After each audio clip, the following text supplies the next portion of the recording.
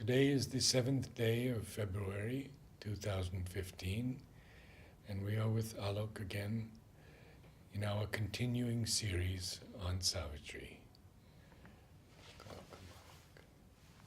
So we are still in Book 1, Canto 3. The soul's release from ignorance. So what we see in this canto, Aurobindo describes some of the changes, some of the effects of entering into that newer, higher, greater consciousness. And the mother spoke of this particular canto and Canto 5 that this is what the new man would be. Right now, these powers, these faculties of knowledge, we see in Canto 3, Aurobindo describes how oft inspiration with its lightning feet, the nature of cognition and understanding through the rational processes, by analysis of the surface, that will change completely. Because right now we look at the surface data, we analyze it, and we conclude based on reason. And that's what we call knowledge. And it's mostly empirical? It's empirical, even when it is statistical and we have a whole lot of data. Yeah. It still gives us only the surface knowledge. That's why the mother called the modern science as the science of appearances. So, we know all about the foam and froth of the sea. Mm-hmm. We know all that floats on it. We know the waves on the surface, but we don't know we can just fathom a little bit that there is a tremendous power in its depth. But it remains still, more a matter of belief, non-belief, guesswork, imagination, rather than something concrete.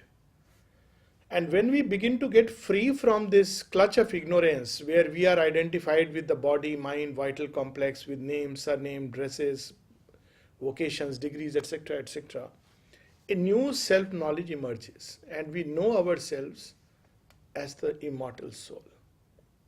It's no more something which is somebody has told us, so we believe in it.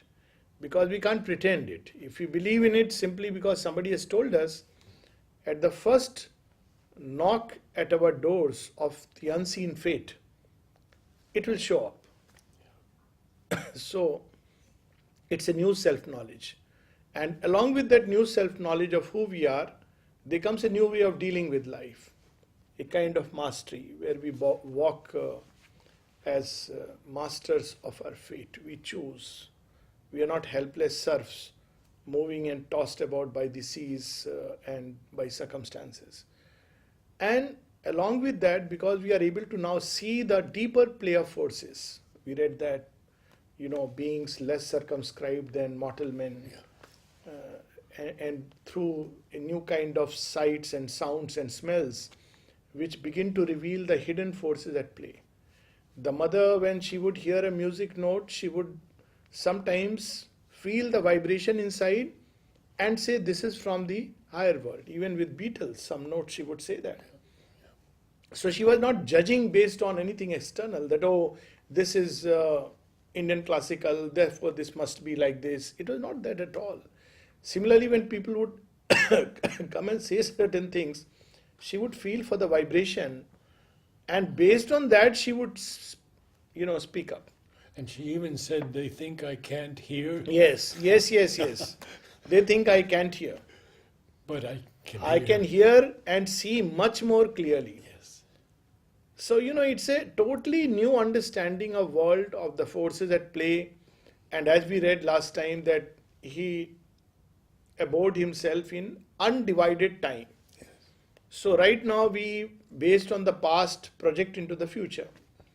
And we know how miserable we are when we do this. All the time, something else comes and topples all our plans. But that's how we are, and obviously we have to use that. Yes. But in this new kind of knowledge, we see the past, the present and the future held together. And as we grow into it, more and more, our actions are not circumscribed to apprehensions of what is going to be, but with a certitude of knowledge.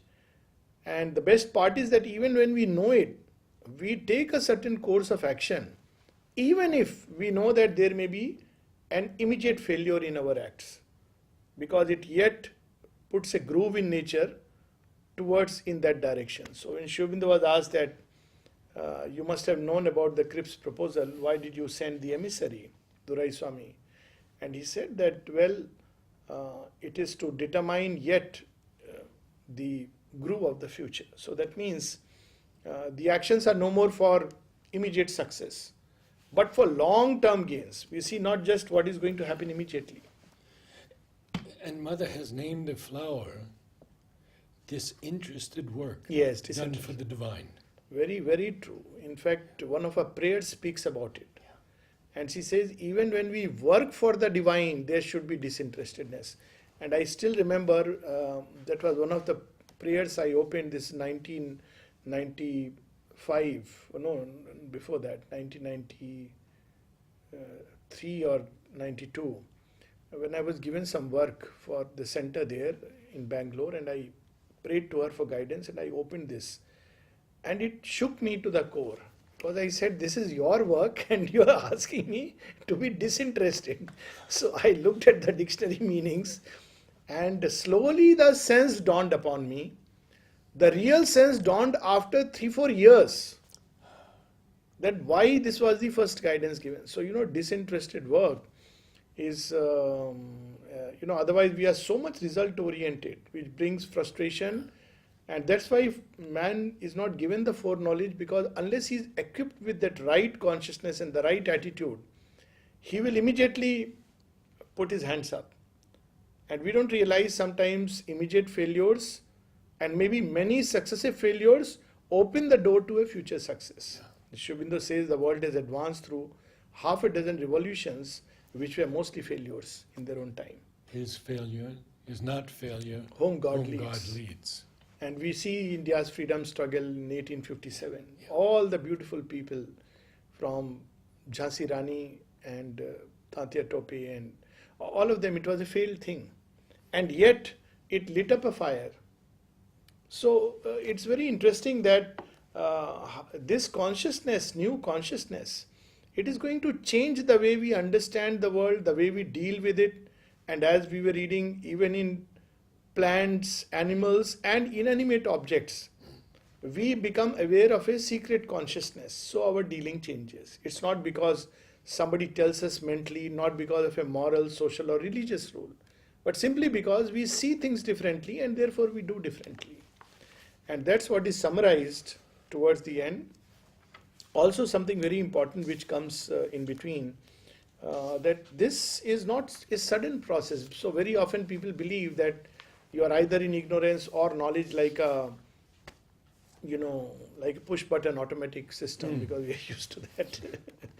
You put a switch and suddenly there is illumination. Well, in a fundamental part there is illumination like that, but then there are other rooms. So slowly, once this illumination takes place and there is a reversal of consciousness, then it begins to touch upon other parts and it grows. So the aspirant momentarily enters into states of true knowledge, and then he lapses back into states of ignorance where other parts are struggling with nature. And Aurobindo reveals marvelously, this too the supreme diplomat can use. Yes. He makes our fall a means of greater rise. Yeah. There's that we line must- also, Yeah. Only a while these higher states. Yes, that's it. So that's the same passage. Yes. We can Exactly. read that before, page 34. And he gives the various reasons. The body pulls us back, the vital needs pull us back, the mind pulls us back, and the subconscious, even Yes. if we throw away things from these parts, they go into the subconscious. A long process. So we have this line, only a while at first these heavenlier states. These large, wide poised upliftings could endure. The high and luminous tension breaks too soon. The body's stone stillness and the life's hushed trance. The breathless might and calm of silent mind, or slowly they fail as sets a golden day. So you see, this opens doors of understanding. Now there are mystics who have one experience and it's a very powerful experience. And based on that, based on the memory of that experience, because all the time one is not dwelling there, it would need a perpetual trance. They make a whole theory, and then understanding, and people flock, and etc. etc. Yeah.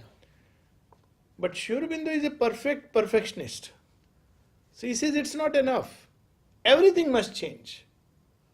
And that's why the integral yoga. So here, because one has a big, high experience or a realization, one doesn't feel satisfied, I had something wonderful. No, one is spurred on to move on, move on, move on. Other hills to be conquered, to be climbed. And then there is no end, because as the consciousness expands and other lives get included into our own, that's what we read last time, then there are no limits potentially. Yeah. So it's such a wonderful thing that it's a limitless yoga. Yes. Yes.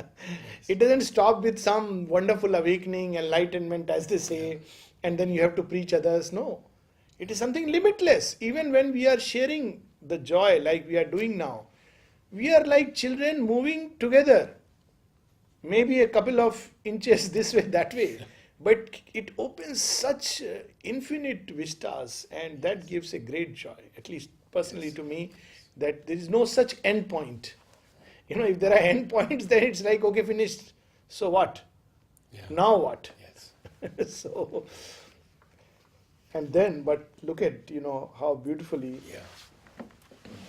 So when we come back time to time to this blind driven inertia of our base, we are pulled down. So page 34, few lines below. This too, the supreme diplomat can use. The divine is the diplomat. So what does he do? He makes our fall a means for greater rise. So of course, this is not an excuse for falling, but this is a wonderful hope. And I'm sure all of us who have gone through this process understand what it means. How, he comes into those parts. For into ignorant nature's gusty field, into the half-ordered chaos of mortal life. See, there is so much humor in Savitri. Yes. Look at the half-ordered chaos of mortal life. The formless power, the self of eternal light, follow in the shadow of the Spirit's descent. The twin duality forever one chooses its home mid the tumults of the sense.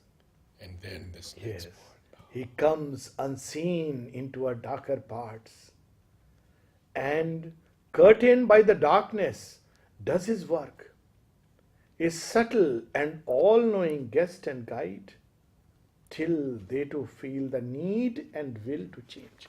So each part has to consciously choose the divine. We can put pressure to make the choice, but we cannot choose for that part. So as other parts open up, they can put a pressure. A pressure is automatically created, in fact, as the force field of the divine grows within us. But in the beginning, early stages, in some people, it can lead to great resistances also. Because they feel the pressure for change. That's why many times coming to Pondicherry, living in the mother's physical atmosphere, and Aurobindo's presence was so difficult. And even now, many people, because Imbalance even. imbalances. Because, if the other parts are not willing to change, and they have to be willing to change. You can't just exterminate them. You can't just put a, blinding cloth over them. And you can't just coerce them. You can gently put a pressure of the higher parts. But they have to feel the need and will to change. And in the past, it was suppression. Suppression. Or a denial. Or simply denial. letting it have its own way. Yeah, yes. That also yogis, many times yogis, when they behave, strangely, people don't understand. But a part of them has broken free from the normal boundaries of society. Yes. And other parts are still struggling. So, he's in a strange situation. He's neither human, nor animal, nor a god. Or maybe a part of him is living in a wider consciousness, but other parts are still a cross between the demigod and the beast. So it creates a strange situation, and there are yogis who are known to have, and sometimes their nature can completely go haywire. So it's not an easy process, and that's why Aurobindo would talk about call, readiness, fitness for the path. It's not a free for all that just about anyone just walks in. Well, walking in one can, but at one's own peril. So he would take so much study the person. The nature has to bear it. It's a tremendous power. And we did talk about last time Yes. that certain people Yes. he did not want And to do some the yoga. yes, and some people had to be sent away. And a classical case is of Tirupati. See, Tirupati was one of those four persons in whom the four great pillars of immortality were being incarnated. The other was Champaklalji, Dr. Rajangam, and one more I may be forgetting. But in Tirupati, Aurobindo wanted to incarnate the pillar of faith. And he lost his mind. He started feeling that I am God, I am Avatar, I am all these things. So he had to be sent away. And Aurobindo looked after him every way, but he couldn't stay near because he would feel that pressure. So that's why a strong adhar, a balanced, if the other thing happens that one feels very despondent when one confronts these parts in nature. Initially, we believe we are the best and everybody is rot. Then you begin to discover that we carry a little bit of that rot inside us, which is coloring our eyes.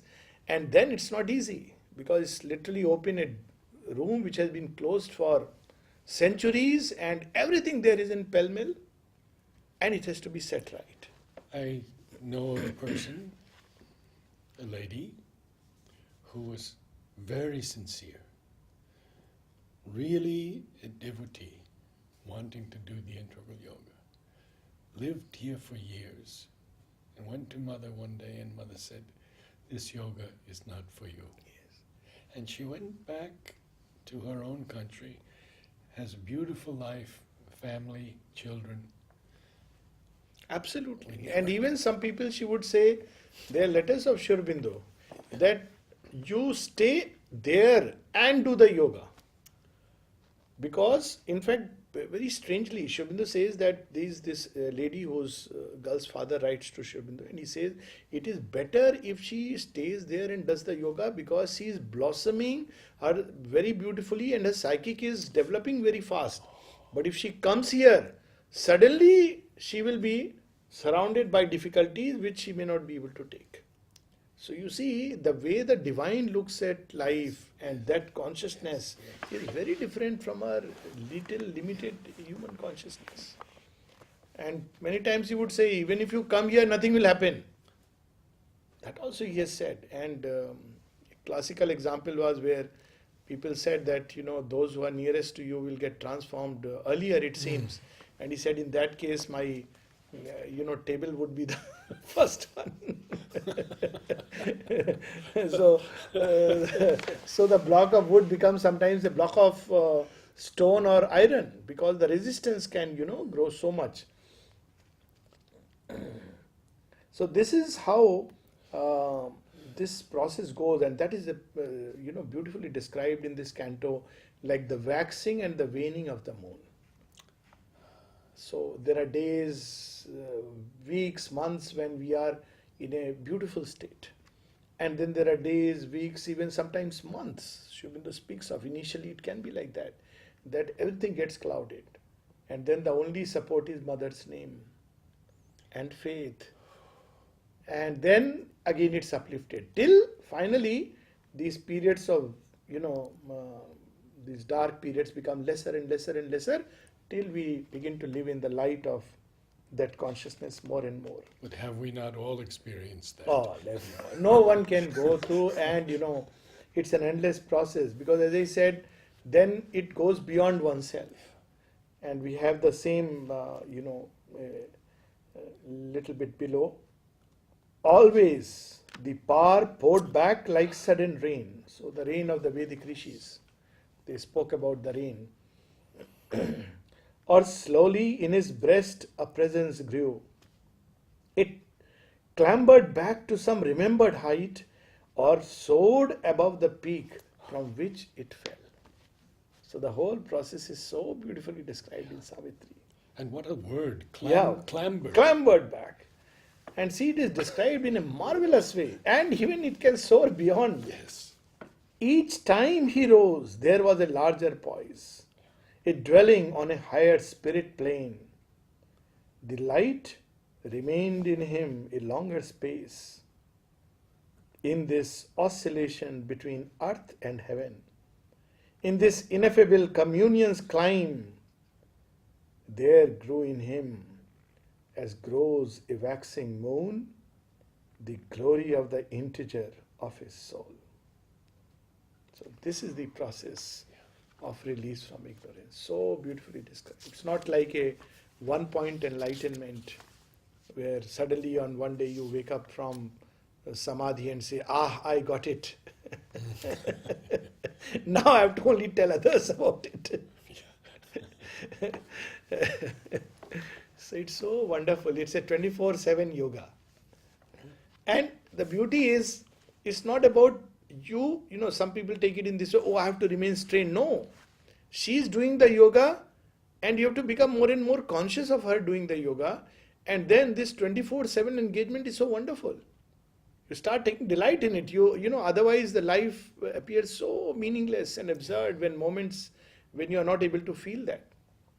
So, and how can human effort do this yoga? It's impossible. So this is the consciousness in which Ashapati grows, and obviously then, page 44, 45, the last bit of this canto. Thus came his soul's release from ignorance, his mind and body's first spiritual change. So this is the first transformation that takes place, a spiritualization of our motives, of our vision, of our way of life. It's not yet the supramental change, but this is the first aspect. A wide God knowledge poured down from above. God knowledge and wide God knowledge. There is a God knowledge about the divine's one aspect or another aspect, or divine in one way or the other, like, whether he is impersonal or whether he is personal, whether he is universal, whether he is individual, all kinds of experiences people have. But this is a wide God knowledge which combines these aspects of the divine and reveals it in a multitudinous way behind creation. So it's a wide God knowledge, a new world knowledge broadened from within. There is a new set of eyes we get and a new set of will and motives through which we act. His daily thoughts looked up to the true and one. His commonest doings welled from an inner light. Welled from an inner light. Commonest doings. So that's how all life becomes yoga. It's not that we can do anything and say that all life is yoga. When the consciousness is yogic, then the slightest of movements or everything, taking a walk in the garden, or even, as mother says, watching a movie. She has watched movies, and when the movies would come, mother would have some exceptional experiences. At one point she says there was a movie on Prahlad, the boy who, in the fifth avatar of Vishnu, Nursing avatar. When mother watched this movie and when he was doing Hari Mantra, mother says that all my hairs began to stand. I could see the power of this mantra. But equally, when she would watch Blue Lagoon, she would say, there were some wonderful things. So, it's not the conventional, traditional, religious, orthodox, doctrinal knowledge. Even Wizard of Oz. Wizard of Oz. And she has spoken about it. At length. So the inner meaning of all of those. Yes. So it's a very different kind of a knowledge which shows you the hidden truth behind the commonest things. And that, what that world is very difficult to talk about it. It is something to be experienced. And the other day, I think just few days back, I was telling someone it's difficult to explain how one begins to experience the mother's presence and her grace in the smallest of things. It's difficult because it'll be a whole Mahabharata, and somebody would well think that you are crazy. Why you are dragging mother in everything? Mother should be only when you are meditating in your silent space of the soul. But everything she manifests, and we have to just a little contact, and then life becomes a gratitude, nothing else. Yes. So here is Ashwapati. Last 4 lines on this page.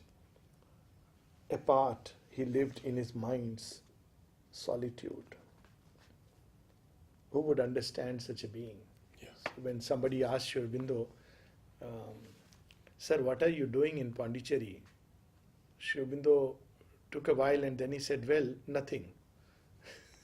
What could he say? What he was experiencing? Well, nothing. Apart, he lived in his mind solitude. A demigod shaping the lives of men. Look at the beauty of these 2 lines when seen in conjunction. Apart, he lived in his mind solitude is one. But it is not the solitude of a lonely thinker who goes above all.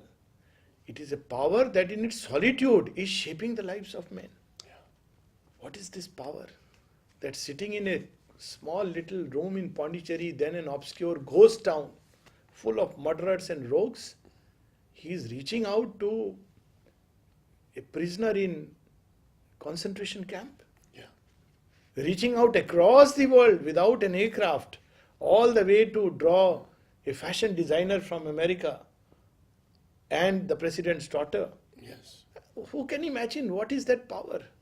So, a demigod shaping the lives of men. One soul's ambition lifted up the race. Its power worked, but none knew whence it came. The universal strengths were linked with his, filling earth's smallness with their boundless breadths. So gods are waiting for such a being to act. Yes. He drew the energies that transmute an age. And then this last line, how beautiful, last 2 lines. Yes. His walk through time outstripped the human stride.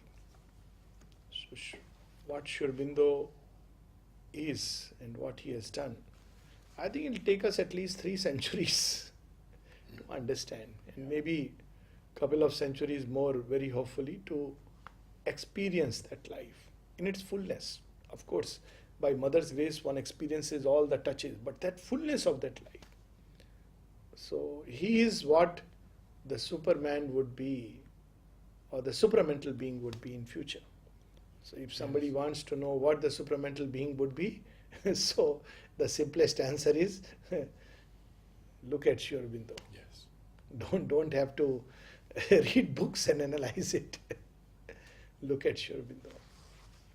And the last The line. last line. Lonely his days and splendid like the sun's. So the sun in its loneliness sheds light to all upon this entire creation on earth, on everything. The sun is there in the grain of dust, and the sun is there in the grain that we eat. The sun is there like a torture in the Sahara, and the sun is there like a warm glow of light in the Arctic pole. Sun is there, and we cannot imagine life without the sun. But he is there, out there, lonely. Only his days. So, such is the supramental life. And then we can just touch upon little bit on the secret knowledge, or shall we just take a few minutes break? Maybe then we can start.